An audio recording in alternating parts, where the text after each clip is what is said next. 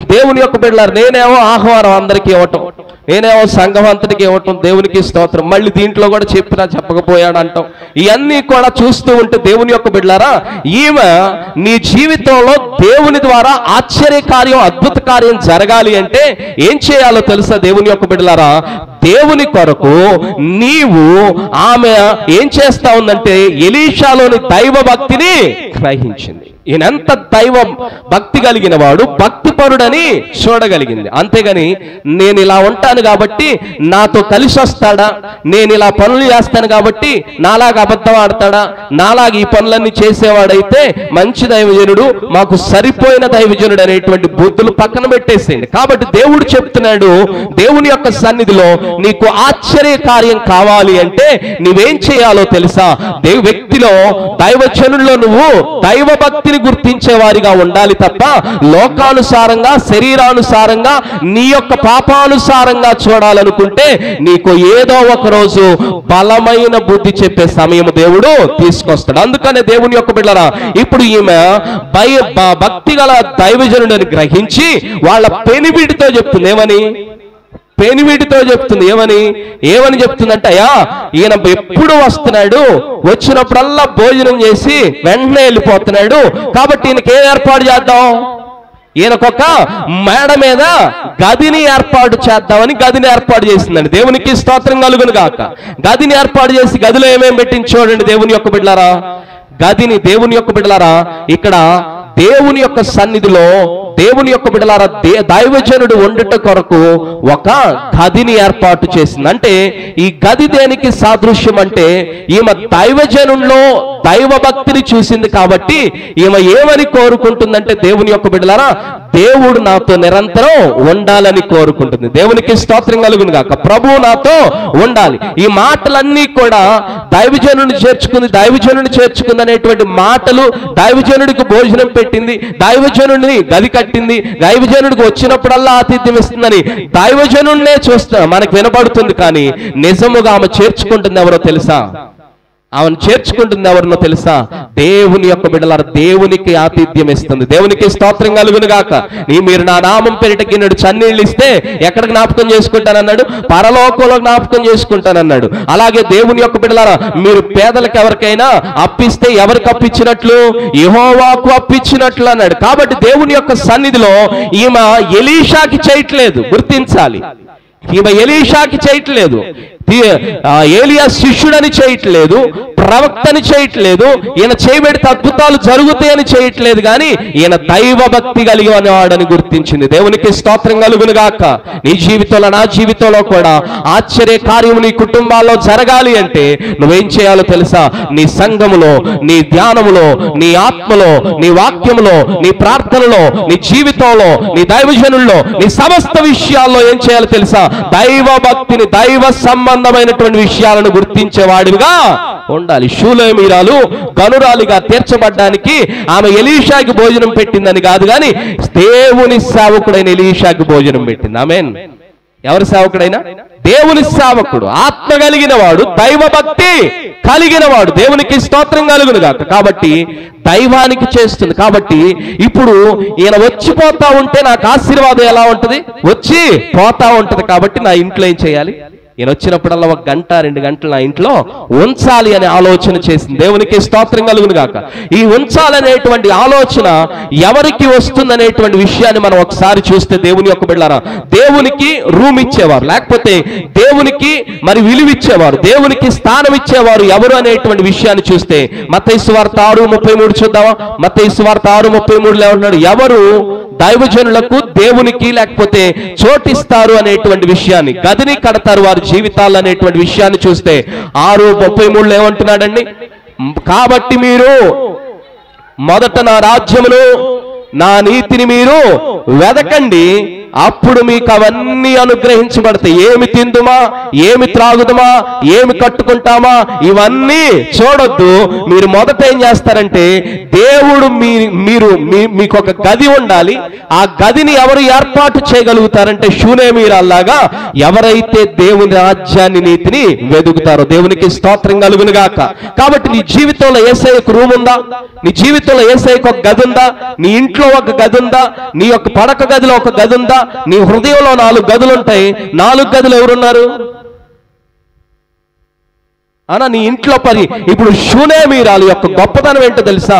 ఆమె జీవితంలో దైవజనుడికి చోటిచ్చిందనే కంటే కూడా దైవానికి చోటిచ్చింది, దేవునికి చోటిచ్చింది. కాబట్టి గదిని ఏర్పాటు చేసింది. ఎవరు గదిని ఏర్పాటు చేస్తారు? ఈమె యొక్క చూపంతా దేని మీద ఉందో తెలుసా? దేవుడు నాతో ఉండాలి. కాబట్టి ఆమె వెదుగుతుంది దేనికోసం చెప్పాలండి? ఆమె వెదుగుతుంది దేనికోసం?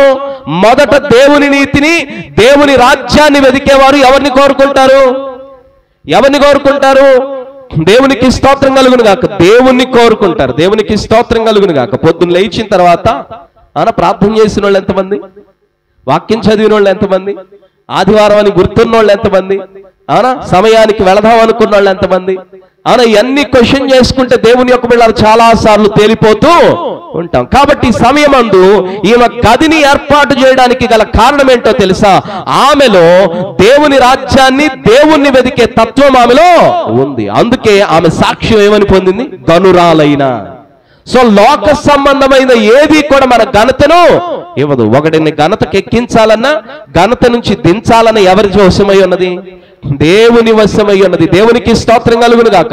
ఈ గనురాలని సాక్ష్యం చెప్పడానికి దేవుని యొక్క బిడ్డలారా దైవజనుడికి గదిని ఏర్పాటు చేసింది. దైవజనుడికి కాదు గాని దైవజనుడిలో ఉన్నటువంటి దైవానికి గదిని ఏర్పాటు చేసింది. దేవునికి స్తోత్రం కలుగును గాక.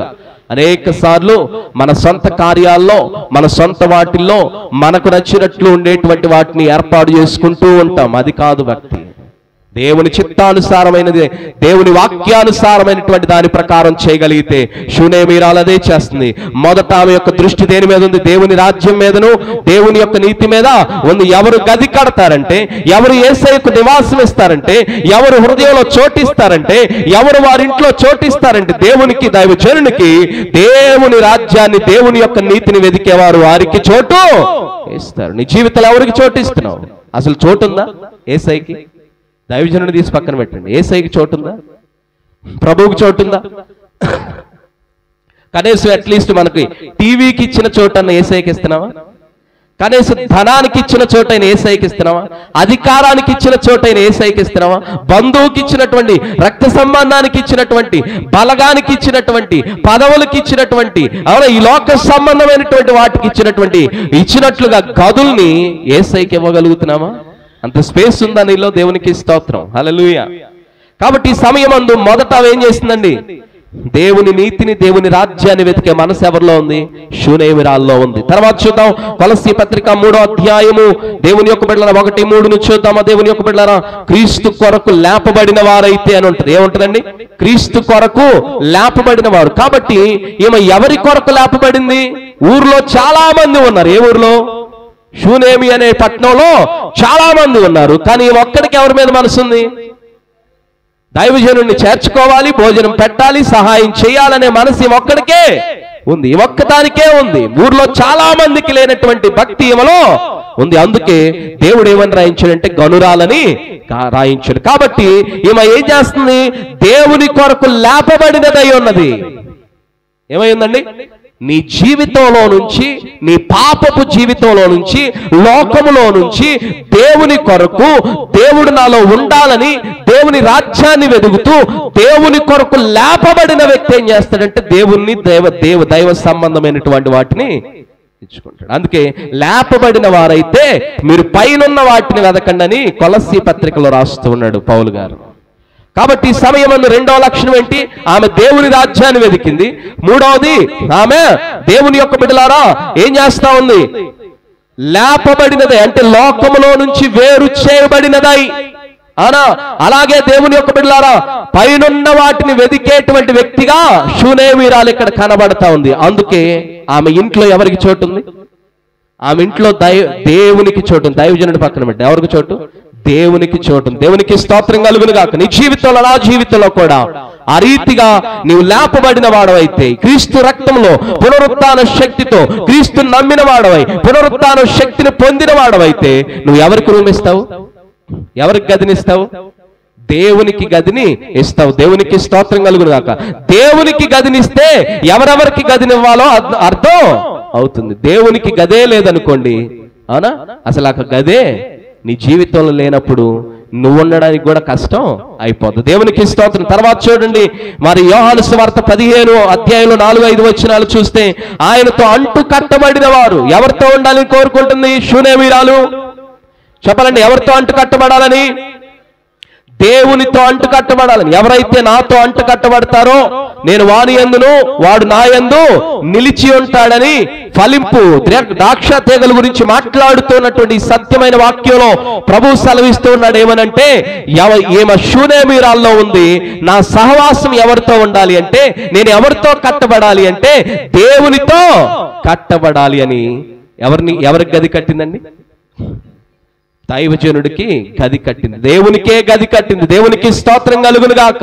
కాబట్టి అంటు కట్టబడిన స్థితిలో ఉందా? యేసుక్రీస్తు ప్రభు వారికి అంటు కట్టబడ్డావా? అంటు కట్టబడిన వారు ఏం చేస్తారు తెలుసా? గదిని దేవుని కొరకు కడతారు. తర్వాత యోహాను సువార్త 16:33లో ఆయనతో శ్రమలో కూడా నిలబడేవాడు దేవుని యొక్క బిడ్డలు. ఎవరేమనుకున్నా పర్లేదు, దేవుని పరంగా దైవభక్తి కలిగినటువంటి దేవుని సంబంధమైనటువంటి వాటిని నా ఇంట్లో స్థానం ఇస్తాను అని చెప్పేసి గదిని ఏర్పాటు చేసింది. షూనేమీరాలు యొక్క ఘనత ఎక్కడ ఉందంటే, దేవుని యొక్క బిడ్డలారా, ఆమె దేవుని శ్రమ అయినా లోకమేమనుకున్నా ఎన్ని నిందలైనా సరే నా ఇంట్లో ఎవరుండాలని కోరుకుంది? దైవజనుడు ఉండాలని కోరుకుంది. దేవునికి స్తోత్రం కలుగును గాక. దేవుడు ఉండాలని కోరుకుంది. కాబట్టి గదిని ఏర్పాటు చేసింది. గదిలో మళ్ళీ ఆయన ఉండడం కోసం ఏం చేసింది? సేద తీరటం కోసం ఏం చేసింది? మంచాన్ని ఏర్పాటు చేసింది. మంచము దేవుని యొక్క బిడ్డలారా దేనికి సాదృశ్యమో తెలుసా?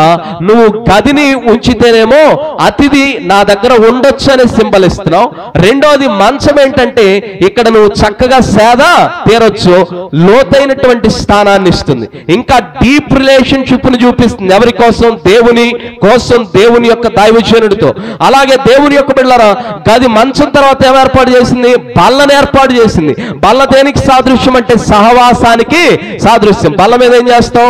అవునా, డైనింగ్ టేబుల్ మీద అందరం కూర్చొని ఏం చేస్తాం? భోజనం చేస్తాం. అందరం టేబుల్ ఏర్పాటు చేసి డైనింగ్ టేబుల్ అని ఏర్పాటు చేసింది. ఎందుకంటే కుటుంబం అంతా కలిసి కూర్చొని భోజనం చేయాలి. అవునా, ఈరోజు కలిసి కూర్చొని భోజనం చేసే కుటుంబాలు తక్కువ. దేవునికి స్తోత్రం. ఎవరి టైంలో వాళ్ళు వచ్చి హాస్టల్ లాగా భోజనం చేసి వెళ్ళిపోవటాలు ఎక్కువైపోయినాయి. కాబట్టి ఈ సమయం అందు బల్లని ఏర్పాటు చేసింది. కాబట్టి మీతో మాకేముండాలి? సహవాసం ఉండాలి అని సహవాసాన్ని ఏర్పాటు చేసుకుంది. తర్వాత ఏమి ఏర్పాటు చేసుకుంది? దేవుని యొక్క బిడ్డల దీపస్తంభాన్ని ఏర్పాటు చేసింది. అంటే నా సహవాసం ఎప్పుడూ కూడా వెలుగుతూ ఉండాలి. ఏముండాలి? వెలుగుతూ ఉండాలి. కాబట్టి సమయమందు ఈమె ఎంతకంటే మీరు వాక్యాన్ని చదువుకోండి, ముగిస్తూ ఉన్నాను, బల్లారాధన ఉంది కాబట్టి దేవుని యొక్క బిడ్డలారా దేవుని యొక్క సన్నిధిలో ఇంతకంటే ఇంక ఈమెమి చేసింది లేదు. ఆయన భోజనానికి ఆహ్వానించింది. అవునా, అలాగే వచ్చినప్పుడల్లా ఆమె ఇంట్లోనే భోజనానికి ఆహ్వానించింది. అలాగే దేవుని యొక్క బిడ్డలారా ఆయన కోసం మేడ మీద గది కట్టింది. ఆ మేడ మీద గదిలో మంచం ఉంచింది, బల్లను ఉంచింది. అలాగే ఇంకా ఏం చేసింది? దీపస్తంభం ఉంచింది. ఈ యొక్క 4గిటిని ఏర్పాటు చేసి ఆయన దైవజనుడు సేద తీరతాడనేటువంటి విషయాలు ఈ 4గే చేసింది. కానీ అద్భుతమైనటువంటి ఆశ్చర్య కార్యం ఒకటి ఆమె జీవితంలో జరిగింది. ఏంటంటే, ఇన్ని చేస్తా ఉంటే, ఇన్ని ఆలోచన చేస్తా ఉంటే దైవజనుడికి ఒక ఆలోచన వచ్చింది. దేవునికి స్తోత్రం. దేవుని యొక్క సన్నిధిలో దైవము, దైవ భక్తిని, దైవత్వాన్ని కోరుకొని నువ్వేదైనా చేయగలిగితే నీ అవసరత ఏంటో దేవుడు చూస్తాడు. ఆత్మ సంబంధంగా పైనున్న వాటిని వెదుగుతూ దేవునితో అంటుగట్టబడే స్వభావంలో దేవునితో లేపబడిన వాడవై దేవుని రాజ్యాన్ని వెదికేవాడిగా నువ్వు ఉండి దేవుని యొక్క సన్నిధిలో దేవుని యొక్క సహవాసాన్ని కోరుకుంటే, దేవుని సహవాసంలో ఉన్నటువంటి ఆత్మపూర్ణులైనటువంటి వారితో సహవాసం ఏర్పాటు చేసుకోగలిగితే, దైవత్వాన్ని, దైవ లక్షణాలను, ఆత్మ సంబంధమైనటువంటి పైనున్న వాటిని నువ్వు వెతకగలిగితే, దేవుని యొక్క బిడ్డలారా నీ ఇంట్లో ఉన్న సమస్యలు ఎవరికి తెలుస్తాయి? దేవుడికి ఆల్రెడీ తెలుసు, నువ్వు చేయకపోయినా తెలుసు. కానీ ఇవి చేయటం వలన నువ్వు అడగక ముందు ఆయన ఏం చేస్తాడు? అడగక ముందే ఆయన నీకు సహాయం చేస్తాడు. అవునా? మీ మనసులో ఉన్నటువంటి మనవులన్నీ ఎక్కడ నెరవేరిపోయినాయి? నా మనసులో ఎప్పుడో నెరవేరిపోయినాయి. మీ జీవితం అంతా ఎక్కడుంది? నా గ్రంథంలో ఉందంటున్నాడు. కాబట్టి ఆయనకు తెలిసినప్పుడు ఆయన మనకు గొప్ప కార్యం చేసి పెట్టాలి అంటే ముందు మనము ఆయన కోరుకునే వారంగా ఉండాలి.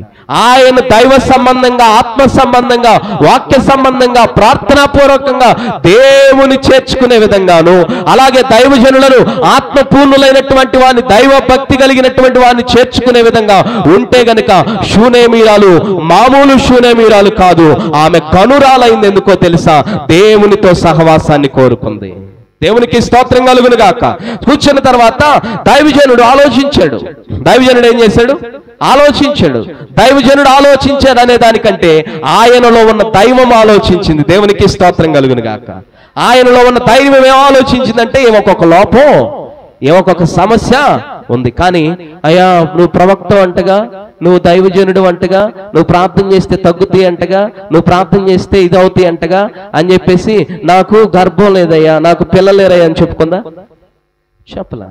లేకపోతే మోకాళ్ళ మీద పడి ప్రభువా ఆ యొక్క పాపాత్మురాలైన స్త్రీ ఏడ్చినట్టు ఏడ్చిందా? ఏడవలా. లేకపోతే యాయూరు కుమార్తె పాదాల మీద పడినట్టు పడిందా? పడలా.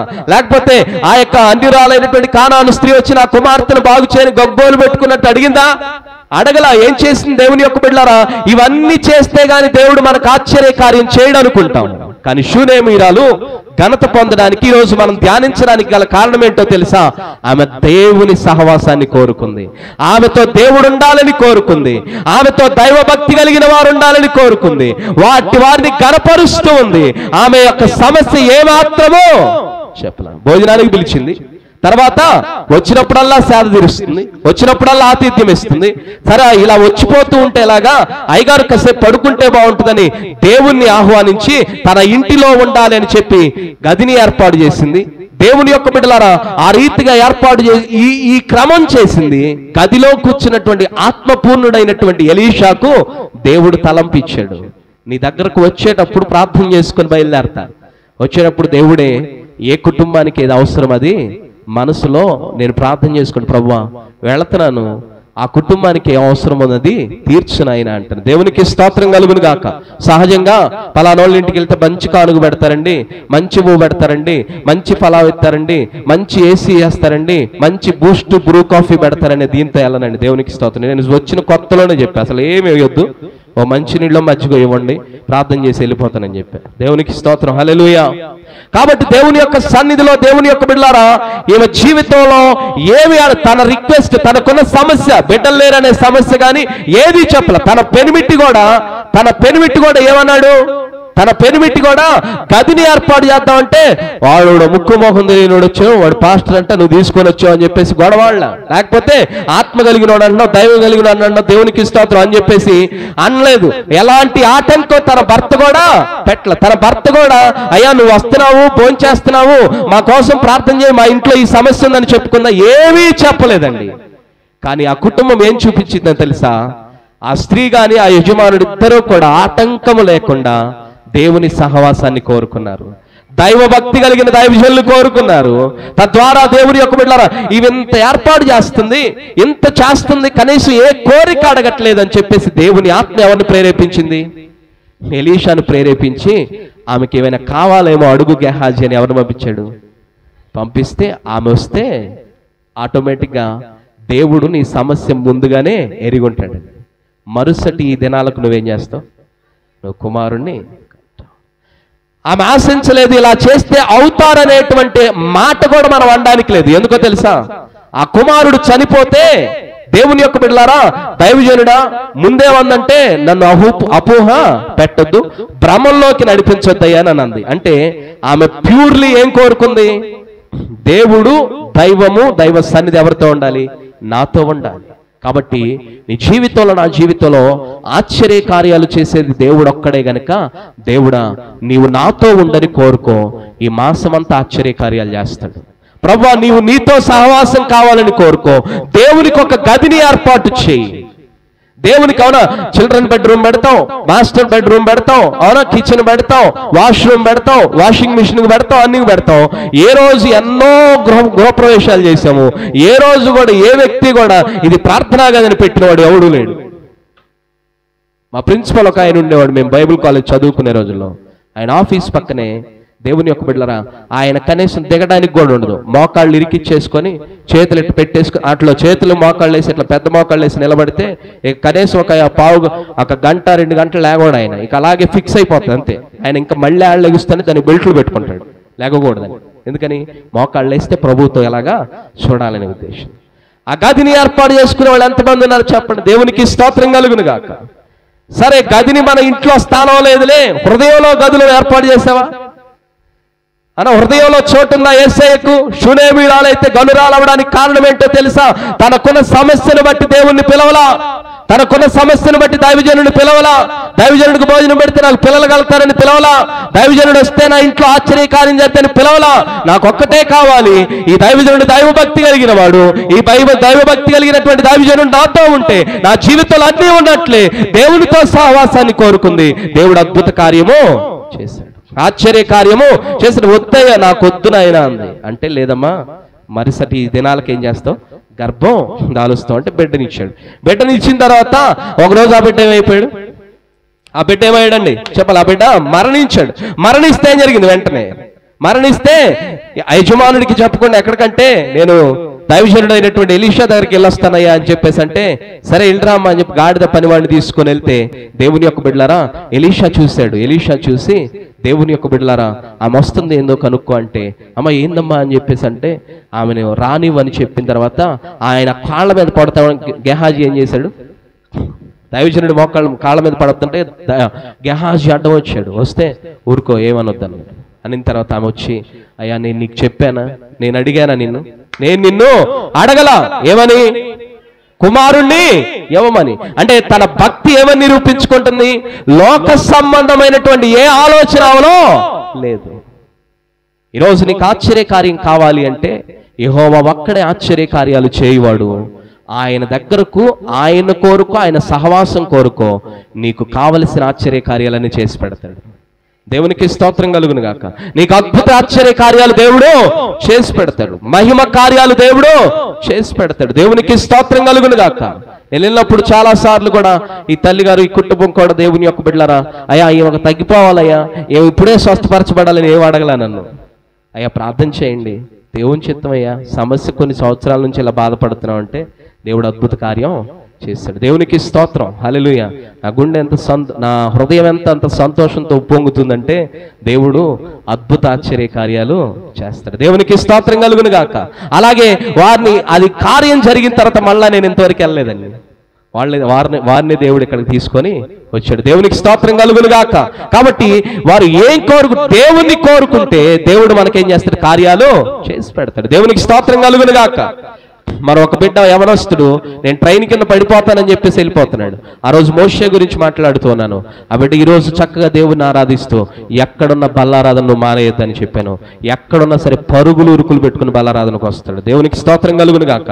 చచ్చిపోవడానికి వెళ్ళిపోతాడు. నాకు అనిపించింది ఈ చిన్నవాడితో, ఈ మాట్లాడినతో, ఈ పనికిరాని వాడితో ఇన్ని అద్భుత కార్యాలు చేయిస్తావా దేవా అని చెప్పేసి ఎంతో నా భార్య నేను కృతజ్ఞతలు చెల్లించుకుంటా ఉండి. దేవునికి స్తోత్రం కలుగును గాక. ఆ బిడ్డ ఈరోజు ఇక్కడ వాక్యం వింటా ఉన్నాడు.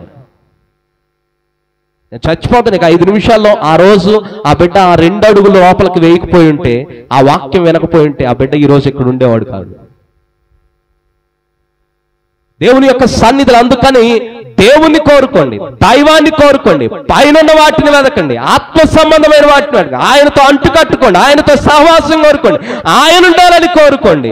ఆయన ఉండాలని కోరుకుంటూ ఆయన పరంగా ఉండే దైవజనుడిని చూడగలిగితే దేవుడు నీకు అద్భుతాలు చేస్తాడు. వెళ్ళి దండం పెడుతుంది. ఏమని, అయ్యా నేను అడిగానా, నేను నిన్ను అడగలేదుగా, ఎవరినిమని, కుమారుణ్ణివని నేను నిన్ను అడగలే. ఎంత పని చేసావయ్యా అంటే గెహాజీకి కర్ర ఇచ్చిపోయి ప్రార్థన చేసిరా పోరా అంటే అబ్బాయికి కార్యం. వీడి మనసు అంతాడా అవునా, వీడి మనసు అంతా డబ్బుల మీద. అవునా, నయమాలు వచ్చినప్పుడు కూడా అడగ పరిగెత్తాడు. మధ్యలో ఎవడికి నమస్కారం పెట్టకుండా వెళ్ళరా అంటే మధ్యలో ఏదో చేసి ఉంటాడు, రాయలేదు కానీ మధ్యలో ఎవడికి ఏమంటాడు, సలాం కొట్టుంటాడు. ఆడికి వెళ్ళేసరికి ఎలీషా ఇచ్చిన కర్ర పనిచేయాల. కానీ ఎలీషాని లేచి పదమ్మ వస్తున్నానని చెప్పేసి అక్కడ కూడా నువ్వు వచ్చి నా బిడ్డను స్వస్థపరిచయ్యా అనలా. చచ్చిపోయాడయ్యా అని దండం పెట్టింది, ఏడ్చింది. ఈ బాధ నాకు ఎందుకు కలుగు చేసి, లేకుండా ఉంటే నాకు బాగుంటదిగా. అందుకని లోక సంబంధమైనటువంటి ఆలోచన ఆశతో దేవుని దగ్గరకు రావద్దు. దేవుని దగ్గరకు వస్తే ఆత్మ సంబంధంగా రా. నీ లోక సంబంధమైన వాటన్నిటిని దేవుడు ఇస్తాడు. దేవునికి స్తోత్రం కలుగును గాక, దేవునికి స్తోత్రం కలుగును గాక. డబ్బులు లేవండి, ఎలా చేద్దామండి పండగలు అని చెప్పేసి మాట్లాడుకుంటూ ప్రెసిడెంట్ గారు అడిగినప్పుడు అన్ని మాట్లాడుకున్న తర్వాత దేవుడు ఏదో చేస్తాడులే అంటే ఆయన పని ఆయనే చేసుకుంటాడండి, మనకెందుకు అనుకుంటూ వెళ్ళిపోయాడు ఆయన. దేవునికి స్తోత్రం, హల్లెలూయా. కాబట్టి దేవుని యొక్క సన్నిధులు ఎప్పుడు కూడా దేవుని దైవపరంగా మనం కోరుకోగలిగితే దేవుని యొక్క బిడ్డలారా, ఎలాంటి వాళ్ళమైనా సరే దేవుని యొక్క బిడ్డలారా, నీ డెప్త్ లోకి నువ్వు వెళ్ళేటప్పుడు మిగతా కార్యాలన్నీ దేవుడు అడుగుతాడు. కానీ నీవు కోరుకునే కోరిక, నీ మనస్సు మంచిదైతే, నీవు దైవ సంబంధంగా దేవుని సహవాసాన్ని, దేవుడు నాతో ఉండాలని, దేవునితో సహవాసం, ఆయన రాజ్యాన్ని, నీతిని మొదట వెదుగుతూ ఆయన సహవాసాలు ఆయన ఉండాలని ఆయనకు గది ఏర్పాటు చేయగలిగితే నిన్ను గనురాలుగా మారుస్తాడు. నీ ఇంట్లో, నీ ఒంట్లో, నీ ఊర్లో, నీ జీవితంలో, నీ జాబులో, నువ్వు ప్రతి చోట నిన్ను గనురాలుగా ఆయన మారుస్తాడు. ఇవేం చేయలే, ఒక్కటే చేసింది. ఎవరిని కోరుకుంది? వచ్చిన దైవజనుడికి భోజనం పెట్టి అవునా గది ఇచ్చి మేలు చేసి ఒకటే పెట్టుకున్నాడు. అమ్మా వెళ్ళాడు దైవజనుడు, 2 సార్లు ఆయన ఆ పిల్లోడి మీద పడుకున్నాడు. వెట్టకలిగా బిడ్డ మరలా తిరిగి లేచాడు. దేవునికి స్తోత్రం కలుగును గాక. ఇక వచ్చారు కదా అని, పిలిచారు కదా అని పెద్ద పోస్టర్ వేసేసి అవునా డ్రమ్ములు కొట్టుకుంటా ఇప్పుడు అయ్యగారు ఎవరు లేపుతున్నాడు అవునా అని ఎక్కడ అయ్యాలేదండి. దేవునికి స్తోత్రం కలుగును గాక. దేవుని సన్నిధిలో మనం నిలబడితే పోస్టర్లు అవసరం లేదు, బ్యానర్లు అవసరం లేదు. మన చుట్టూ 10 మంది ఉండి అప్పుడు అయ్యగారు బలోనండి చేయబెడితే అన్ని జరుగుతాయండి అని చెప్పి అనే సాక్ష్యాలు మనకు అవసరం లేదు. ఆయనలో ఉంటే ఆయనే కార్యాలు చేస్తాడు. దేవునికి స్తోత్రం కలుగును గాక. కాళ్ళ వాపులు వచ్చినాయి, ప్రార్థన చేసుకున్నా, ప్రభు సప్పగా తీసేశాడు. థైరాయిడ్ ఉందన్నారు, షుగర్ ఉందన్నారు, దేనికి టాబ్లెట్ వాడలా. ప్రభు నువ్వే నీ జీవితం నువ్వేం చేస్తావు, టాబ్లెట్ వాడను, ఆపరేషన్ జరగకూడదని ప్రార్థన చేసుకున్నా. దేవుడు అద్భుత కార్యంగా నన్నే నడిపిస్తున్నాడు.